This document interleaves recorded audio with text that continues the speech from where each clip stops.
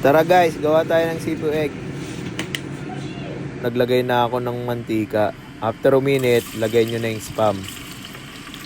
Konting prito lang yan, huwag nyong susunugin.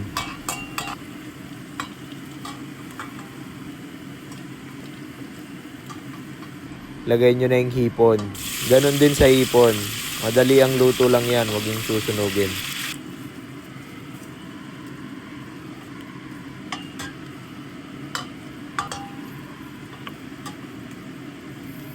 Sa same pan, lagay lang tayo ng butter.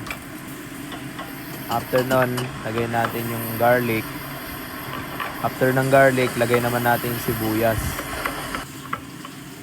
Halo-haloin nyo lang guys. After nun, pwede na natin ilagay yung mixed veggie natin.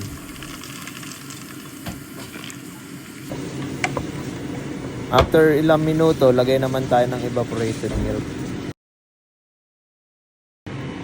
Makalipas ilang minuto, balik na natin yung niluto nating spam, saka yung hipon. Saka maglagay tayong paminta, asin, saka nyo lang halu-haluin.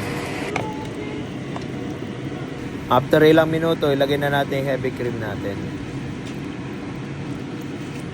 Bago tuluyang maluto, lagay tayo ng cube. Before makalimutan, lagay na natin tong quail egg.